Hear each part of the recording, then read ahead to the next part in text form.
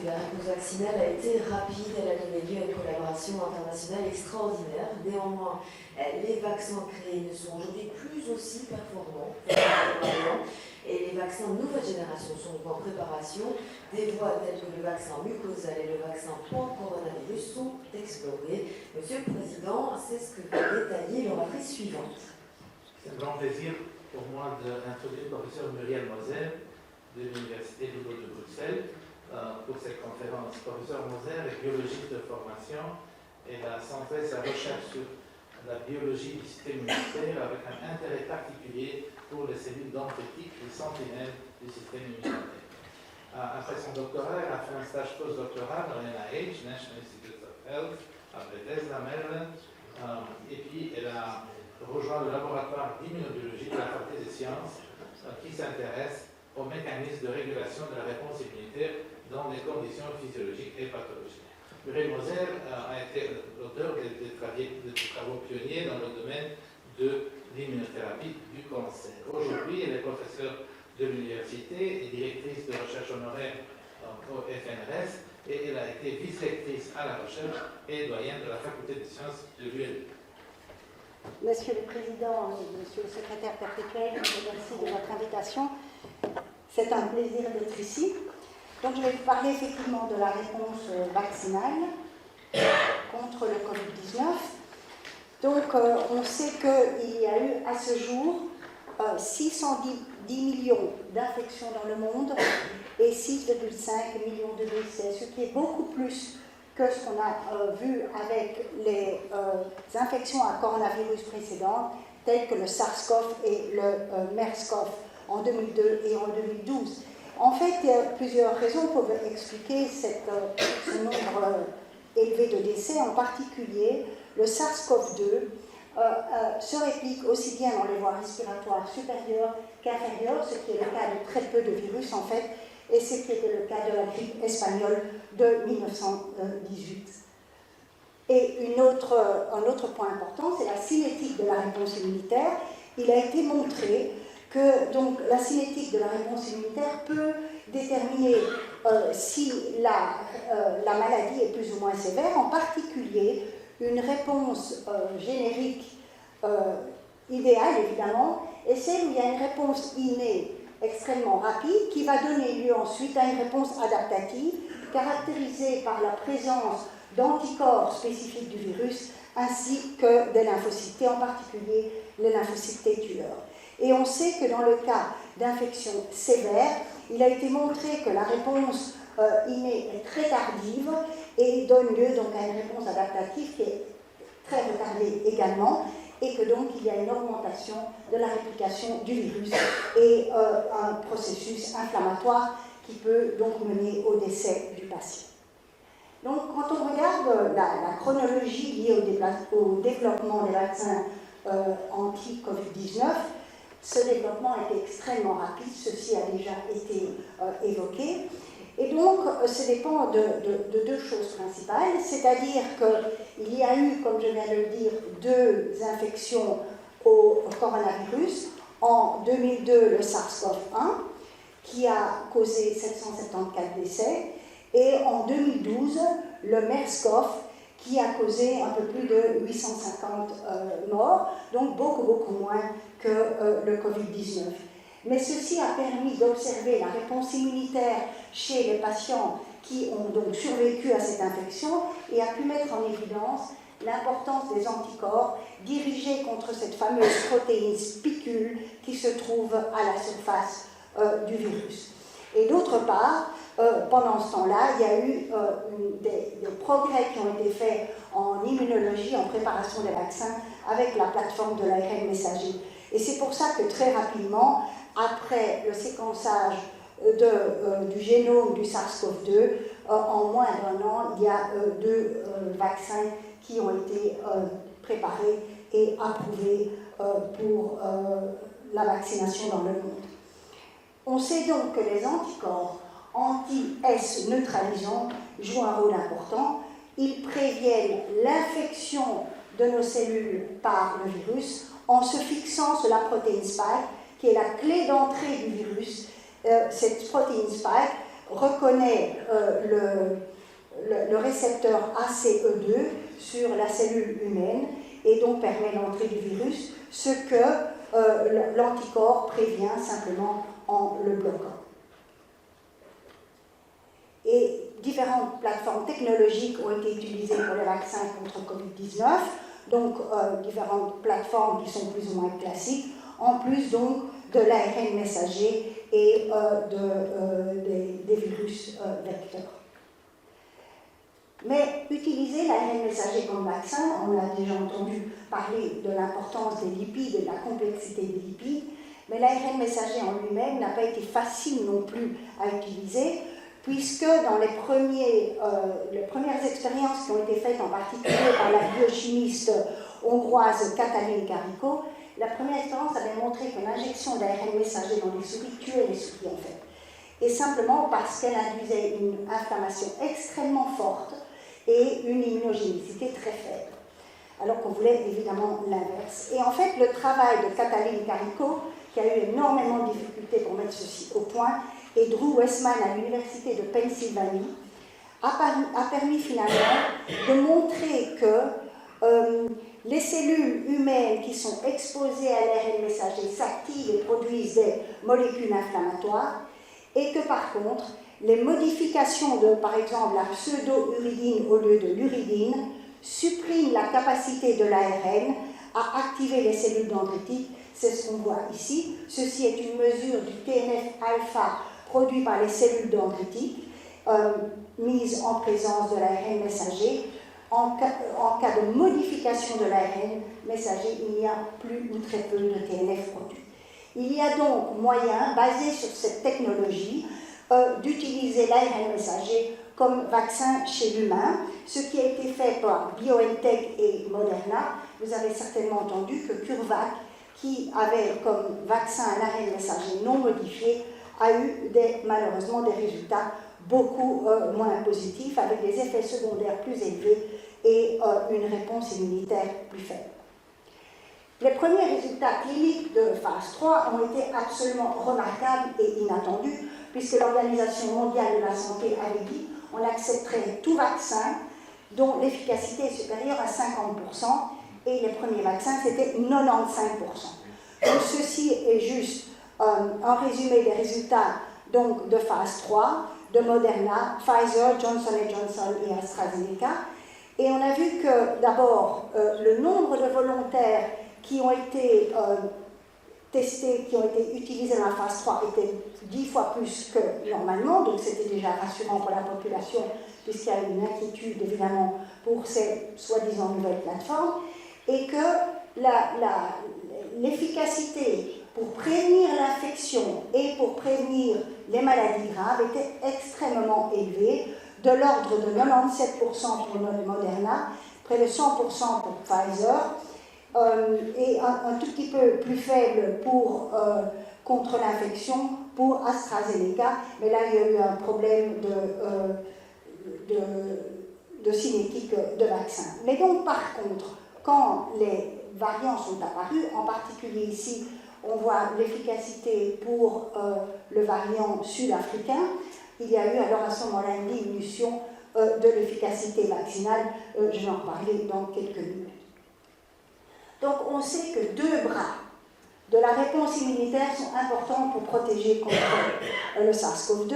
Bien entendu, les anticorps neutralisants, première protection, qui jouent un rôle majeur, mais pas seulement majeur pour prévenir l'infection et la transmission. Ils sont dirigés contre la protéine spike dans le vaccin, mais également pour les personnes qui sont infectées, même s'il y a d'autres réponses immunitaires, bien entendu. Et en particulier, ils se fixent le récepteur ACE2, donc, et il empêche la fixation de la protéine S sur le récepteur ACE2, en particulier les anticorps qui sont spécifiques de ce domaine de la protéine S qui se fixe sur le récepteur. Et donc, il a été montré par Stanley Plotkin et d'autres que ces anticorps peuvent être considérés comme un corrélat de protection. Mais il y a une deuxième couche de protection qui est importante aussi, et qui joue peut-être un rôle plus important contre les maladies graves, qui est médiée par les lymphocytes T tueurs. Ces lymphocytes T tueurs sont capables de tuer les cellules qui sont déjà infectés par le virus. Donc les anticorps vont agir contre le virus qui est extracellulaire, alors que les cellules tueuses peuvent agir sur le virus qui se trouve dans les cellules, donc le virus intracellulaire.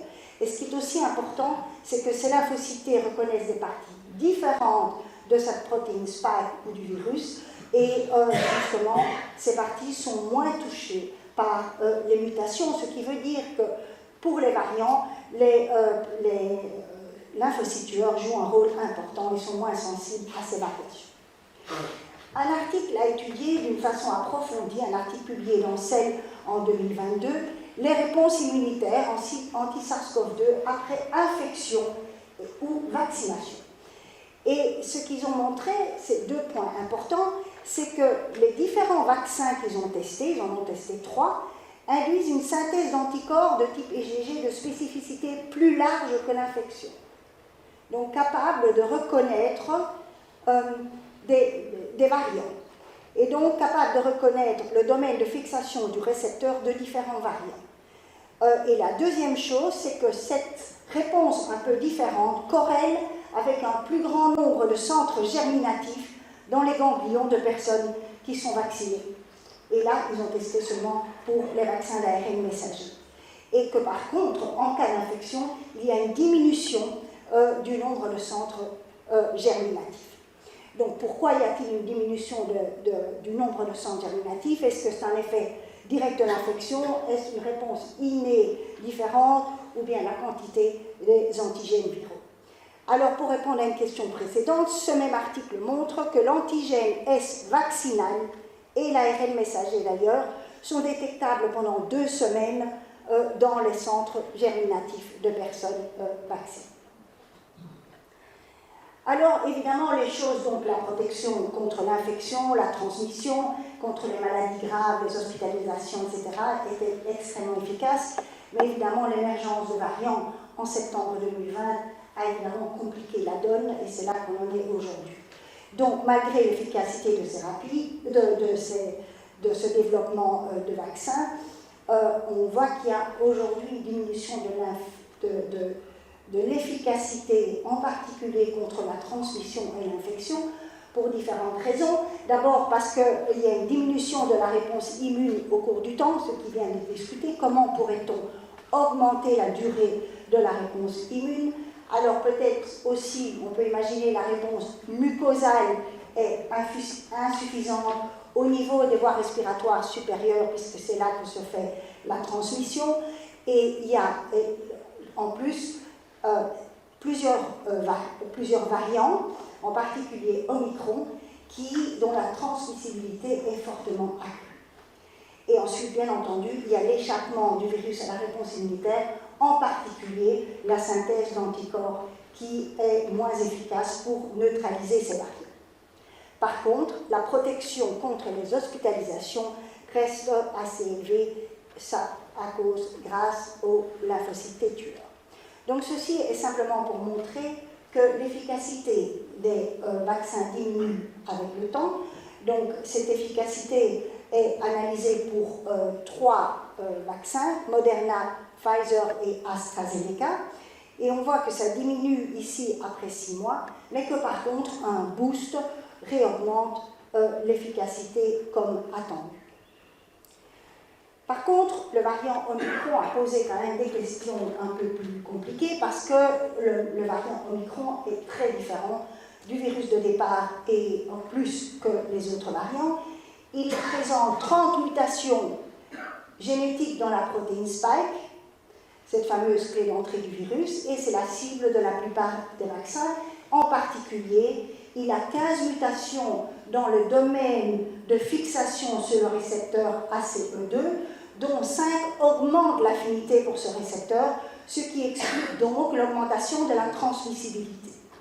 Il y a plusieurs descendants, BA1, BA et BA5, qui aujourd'hui est le variant très prédominant en Belgique, plus de 90%, et on parle maintenant encore d'un autre variant qui est le Q1.1.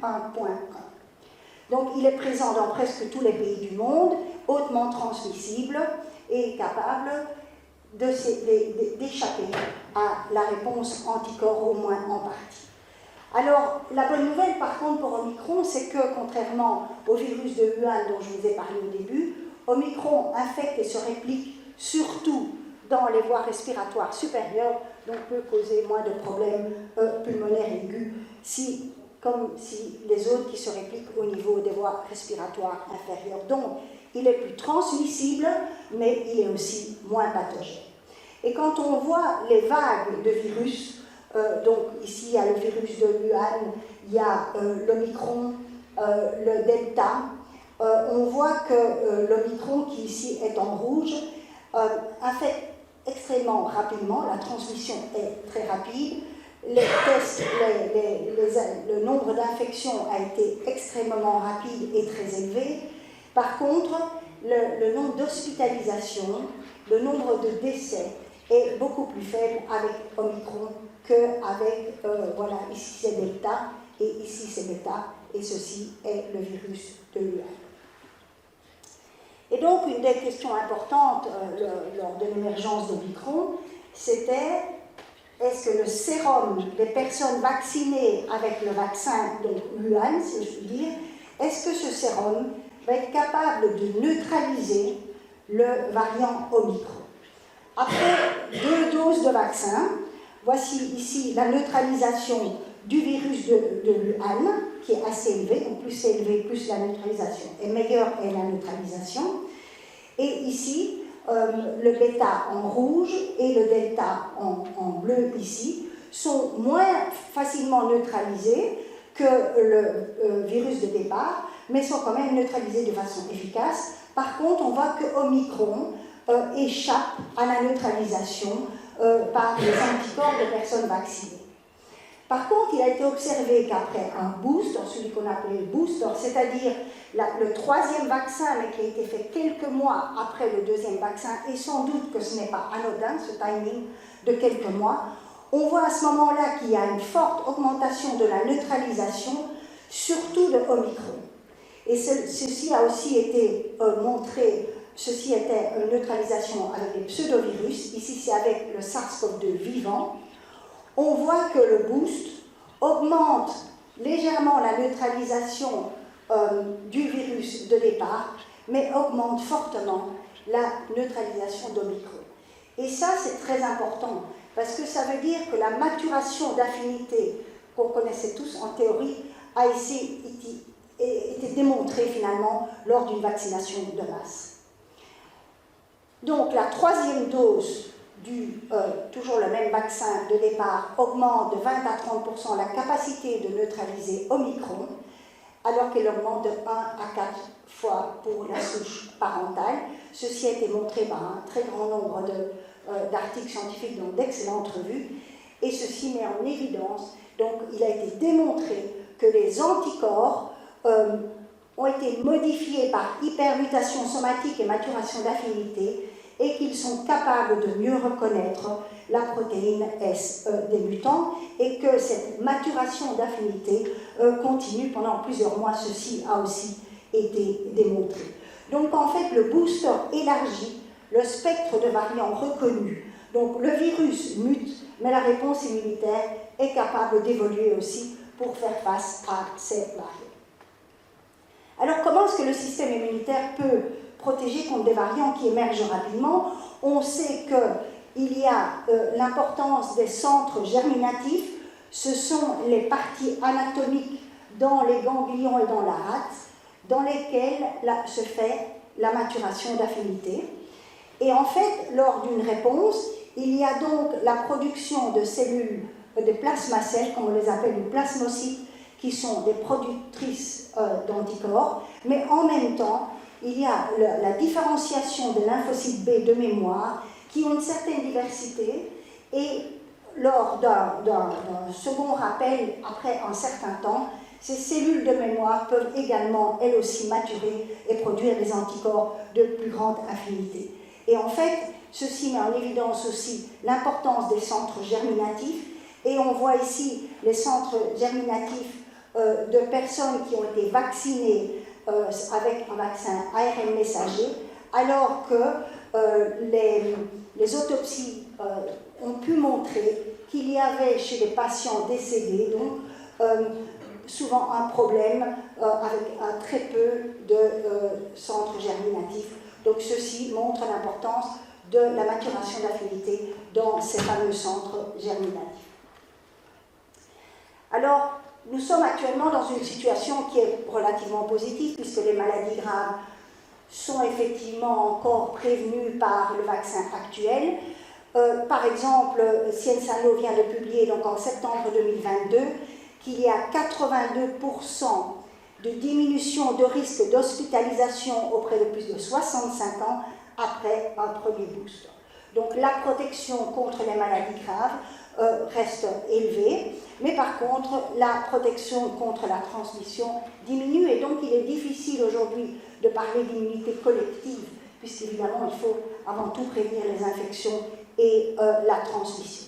Donc des nouvelles stratégies vaccinales sont envisagées, en particulier les vaccins mucosaux, pour avoir une immunité mucosale donc au niveau des voies respiratoires.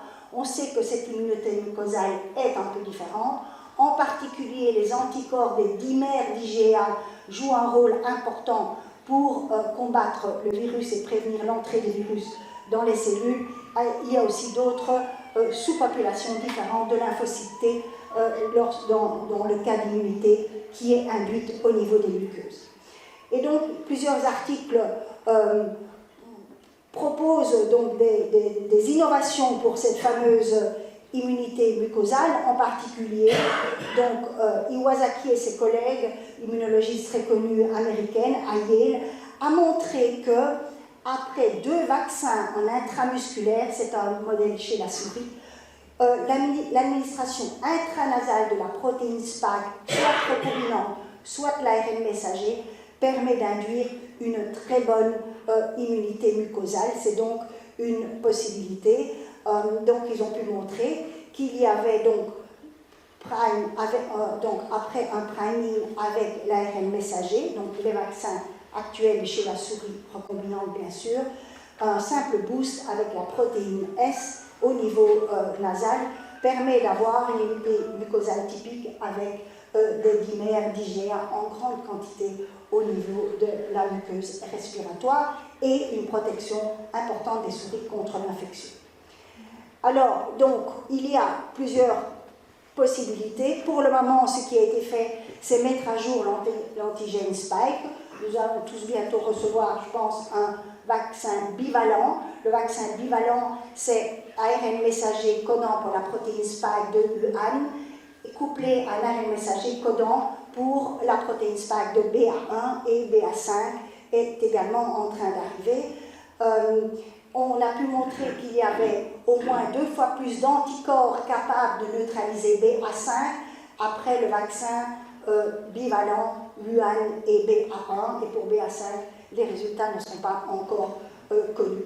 Alors, il y a aussi moyen d'utiliser les vecteurs adénovirus humains chez chimpanzés, et en utilisant non seulement la protéine Spike, mais également d'autres épitopes, en particulier des épitopes qui sont reconnus et qui activent les lymphocytes T.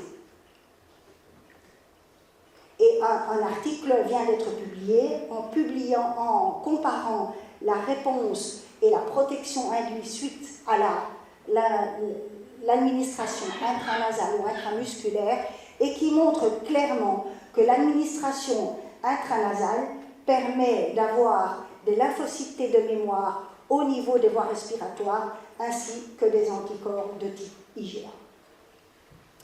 Et enfin, des vaccins pan-coronavirus sont en développement, donc puisqu'on sait que les sérums de convalescents de SARS-CoV ont des anticorps qui sont capables de neutraliser le SARS-CoV-2, il y a donc moyen d'avoir des anticorps qui sont capables de neutraliser plusieurs coronavirus de la même famille ou des variants. Et il y a donc plusieurs approches. Par exemple, une espèce de balle de foot, c'est une molécule de ferritine à 24 faces auxquelles on fixe des spikes de différents coronavirus, y compris d'ailleurs des coronavirus d'animaux qui pourraient nous infecter après, et permet de montrer qu'il y a une réponse plus durable, d'ailleurs quand il y a une espèce de multivalence et qui sont capables de protéger et de se fixer sur différents coronavirus. Donc, en résumé, il est évident que les vaccins qui ont été développés grâce à, ça a été dit par Jean-Michel Denier, grâce à une remarquable collaboration dans le monde entier, ont donné des résultats remarquables et permis de sauver de nombreuses vies. Il est aussi évident maintenant qu'il y a moyen de les améliorer, et donc il y a deux pistes qui sont pour le moment en cours d'étude. Le développement de vaccins mucosaux, il n'y en a pas encore beaucoup qui sont chez l'homme, je pense qu'il y en a 8 pour le moment qui ont été approuvés, mais pas pour le SARS-CoV-2, et d'autre part, essayer de produire un vaccin qui permettra, donc pas le coronavirus, qui permettra de se protéger contre d'autres variants, éventuellement d'autres coronavirus qui pourraient nous infecter. Je vous remercie.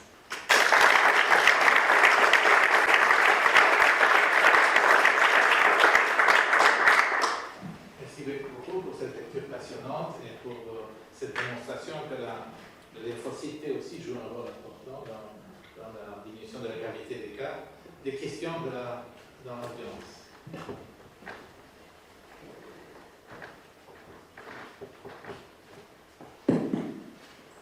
Oui, la question s'adresse à vous et quelque part aussi aux orateurs précédents. Concernant la voie mucosale intranasale, qu'en est-il de la variabilité individuelle quand on sait qu'un certain nombre de pathologies ORL peuvent affecter justement l'état de cette muqueuse, donc de la biodisponibilité finalement de vaccin? Oui, c'est un problème en effet qui a été soulevé, et il y a très peu, en fait, j'ai été très étonnée de voir qu'il y a très peu de vaccins mucosaux. Il y a un seul vaccin intranasal, il y en a un qui a dû être retiré parce que je ne sais plus contre quel pathogène, parce qu'il abusait une paralysie faciale, c'est ça? Et donc, c'est certainement une des raisons pour lesquelles il y en a aussi peu. Je ne sais pas si vous avez d'autres choses à rajouter. C'était l'antéotoxine qui était ajoutée automatiquement dans le vaccin qui a été suspecté comme induisant des effets secondaires. Il a été regardé. J'avais un petit peu la même question, parce qu'effectivement, il y a quand même peu de vaccins qui marchent vraiment bien en donnant une immunité muqueuse. Bon, en particulier, il y a pas mal de start-up qui se sont créés pour essayer d'avoir un vaccin contre la grippe, en ayant des systèmes bioadhésifs au niveau de la muqueuse nasale, notamment avec des nanoparticules. Ça n'a pas donné des résultats extraordinaires. Donc, bon, il y avait ce point-là. Alors, j'avais une autre question. Donc, vous avez très très bien montré les réponses immunitaires avec les vaccins ARN messagers. Mais est-ce qu'on a une idée aussi, qu'en est-il quand on mélange des vaccins? Par exemple, quand on a eu le vaccin AstraZeneca à l'adénovirus, et puis qu'on passe à un vaccin ARN messager ou l'inverse, est-ce qu'on a une amélioration de la longévité, si je puis dire, de la protection ou pas? Alors, je ne suis pas sûre qu'on ait une augmentation de la longévité, ça je n'ai pas vu les résultats, mais par contre, il y a une meilleure réponse. Tous les articles que j'ai vus, quand ils combinaient ARN messager et AstraZeneca par exemple, ou Johnson & Johnson, ont toujours montré une augmentation de la réponse. Par contre, la durabilité, je ne sais pas, mais peut-être que Jean-Michel Denier sait. J'ai vu aucune publication. Et pour revenir à votre première question sur le vaccin, donc il est nasal, je pense, contre la grippe, il a été montré qu'il est très efficace chez les enfants, pas chez les adultes, peut-être justement parce qu'avec les anticorps qui sont déjà circulants chez les adultes qui ont déjà rencontré la grippe, donc empêche sans doute l'infection au niveau nasal. Donc il y a là des problèmes à régler immunologiques, mais c'est peu efficace chez l'adulte, en effet. Alors on a deux questions sur Internet. Une du professeur Vincent Guénet qui vous demande si vous voyez un avenir pour la vaccination tolérogène. Si vous voyez un avenir pour la vaccination tolérogène. Oui, je pense, en théorie, oui, parce qu'on devrait pouvoir donc traiter les patients atteints de maladies auto-immunes en induisant la tolérance par un vaccin. Et donc c'est ça qu'on mentionnait tout à l'heure. Cet article de BioNTech est très convaincant, mais bon, il n'y en a pas assez, il faut que ce soit confirmé, mais en théorie, on devrait pouvoir induire une tolérance en agissant sur les cellules dendritiques. Donc ce sont les cellules dendritiques, donc les sentinelles de notre système immunitaire, qui prennent l'ARN messager, qui migrent jusqu'au ganglion drainant et qui allument la réponse. C'est toujours dans les ganglions que ça se fait. On sait qu'il existe des cellules dendritiques tolérogènes. Et donc, en jouant sur les lipides, bon, ça c'est encore une grande question, il y a moyen, en théorie, d'induire une tolérance qui, évidemment, permettrait une thérapie ciblée et sans tous les effets secondaires. Donc, c'est bien. Alors, l'autre question venant d'Internet, c'est du professeur Lamy qui demande comment expliquer la réplication préférentielle du virus et de ses variants pour les voies respiratoires supérieures versus les voies inférieures. Nous aussi. Contre les voies inférieures, donc supérieures plutôt que inférieures. Donc, on parle ici de la question de la réponse immunitaire ici. Je vais dire un peu. Comment expliquer la réplication préférentielle du virus, oui, et de ses variants? Ça, je connais moins bien. Je sais que l'ACE2 est important pour l'entrée du virus dans les cellules, et il me semblait, mais je ne me souviens plus, que dans les voies respiratoires inférieures, il y avait un deuxième récepteur qui pouvait jouer un rôle. Quelqu'un peut arriver dans la salle, je vois une main qui se lève là-bas au bout, est-ce qu'on peut donner un micro, je vois pas de qui il s'agit. Il me semble que c'était DCSign et SN qui pouvaient potentiellement... Un micro peut-être? Attendez, hein, on va vous amener ça.